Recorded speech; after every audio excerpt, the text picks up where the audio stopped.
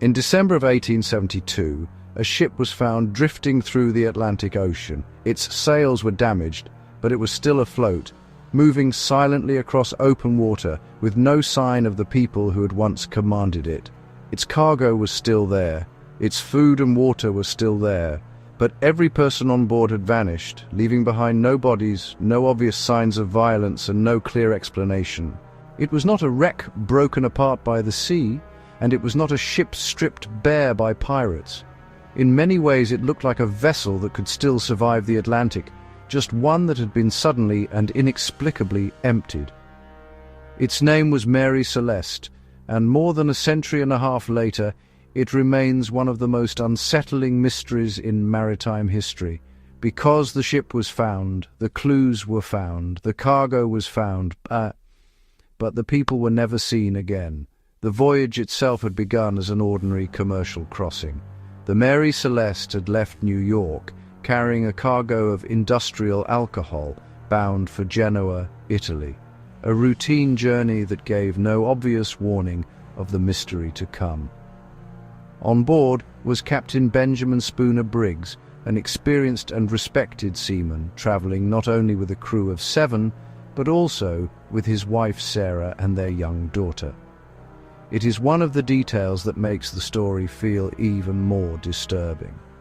Briggs was known as a capable and cautious captain, not the kind of man who would recklessly abandon a sound vessel in the middle of the Atlantic.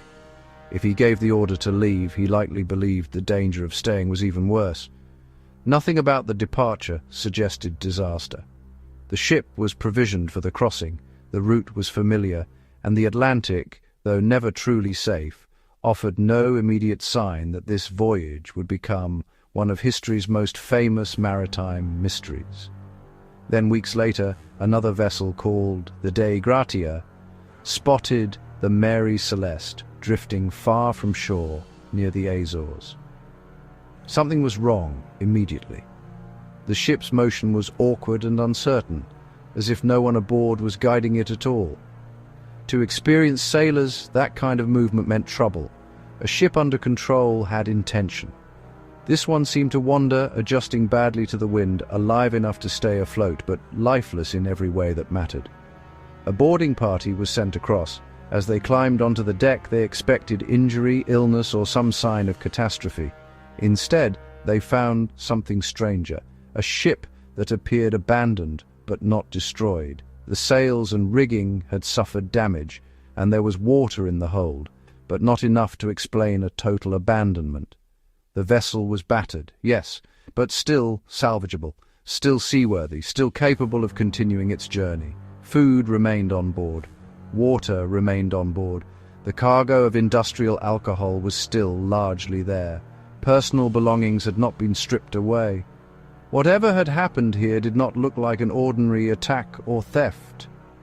There were no bodies on deck, no obvious bloodshed, no violent wreckage, not the aftermath of a battle, and not the scorched remains of a catastrophic explosion. The silence of the ship was perhaps the most disturbing clue of all.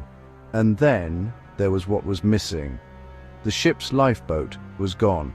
Certain navigational instruments were gone too.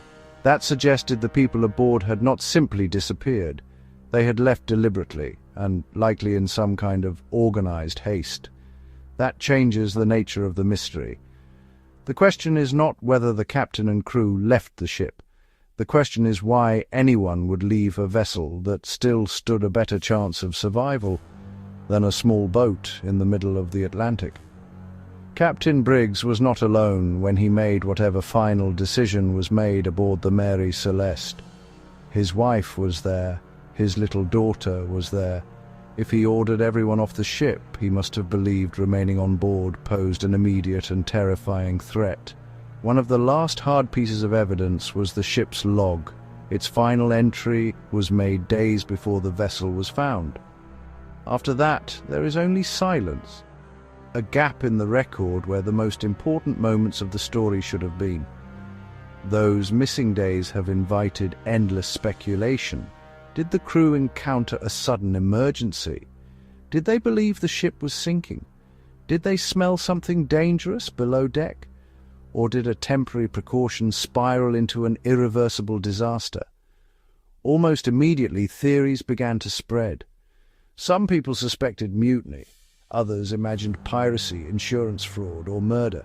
But the problem with dramatic theories is that they still need evidence, and on the Mary Celeste, evidence was painfully limited.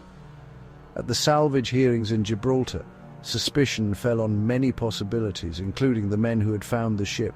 Could the crew of the De Gratia have staged the scene for money? Could they have killed the occupants and then claimed salvage rights? It was a sensational theory, but one that failed to produce convincing proof.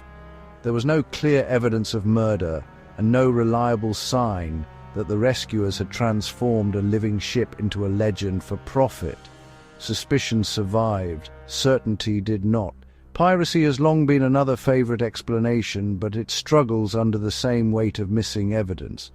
If pirates had boarded the Mary Celeste, why leave behind valuable cargo?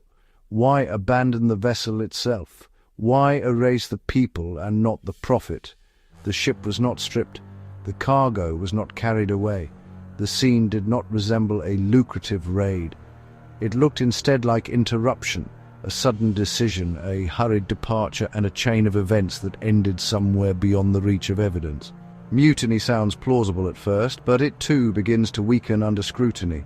There was no obvious sign of a violent struggle, no clear evidence that the crew had seized the ship, and no later trace of them living under false names in some distant port.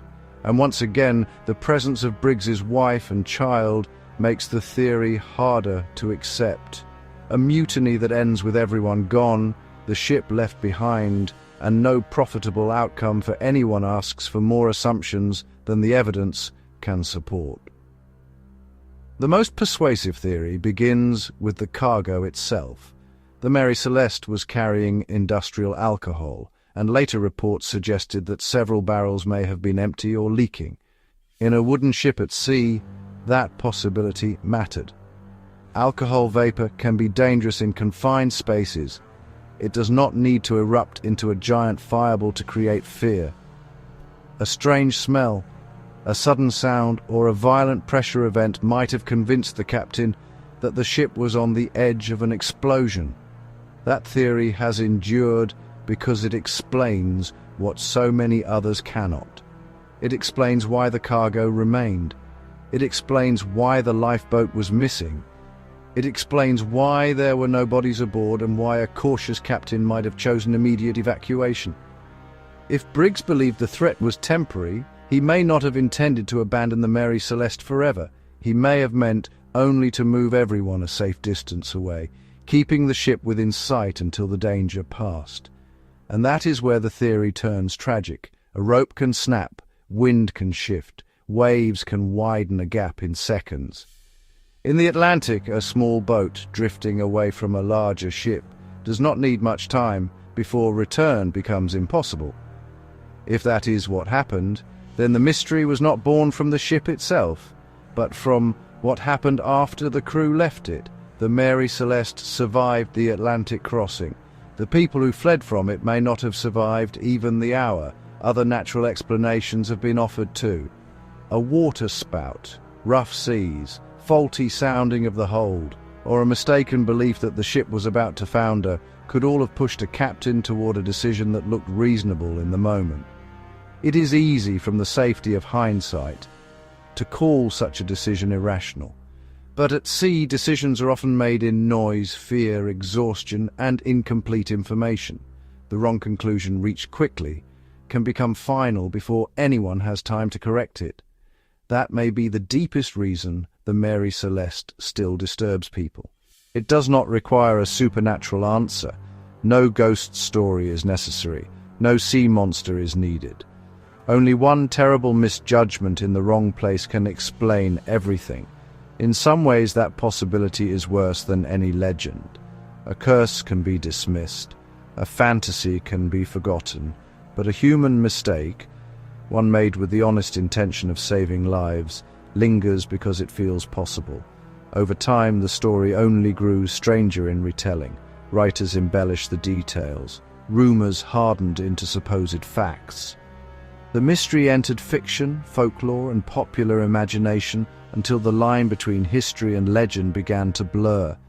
Even the ship's name was sometimes altered in public memory, transformed into Mary Celeste in retellings that prioritize drama over accuracy. That is often what happens to unsolved mysteries. The less we know, the more imagination rushes in to fill the silence. Yet beneath all the embellishment is a harder truth. This was not just a legend. A real captain vanished. A real family vanished. A real crew vanished. The Atlantic kept whatever happened to them, and it has never given an answer back. The Mary Celeste itself was eventually brought safely to Gibraltar. Investigators examined it, argued over it, and tried to force certainty out of fragments. But the evidence stopped at the deckboards, the missing boat, and the final lines of the logbook. No one ever found the lifeboat, no one recovered the missing passengers, no one returned to tell the story. Whatever happened in the final moments unfolded beyond witness, beyond rescue, and beyond the reach of any later inquiry. And so the ship became its own kind of testimony. Not a full account, not a confession, not a solution. Only a silent statement that the people aboard had left in urgency and never managed to reclaim what they left behind. The most likely answer may never feel dramatic enough for legend. No pirate ambush, no monstrous waves swallowing the crew whole. Just fear, uncertainty, and one decision that may have transformed a manageable danger into a fatal one. If that is what happened, then the last act of the Mary Celeste was not madness but caution, a captain trying to protect his family and crew, a temporary retreat, a drifting rope, a widening distance, then nothing but sea. And perhaps that is why the case endures, because the ship survived, the clues survived, the mystery survived, but the people did not. Somewhere between those two facts, one of the sea's greatest unanswered stories was born.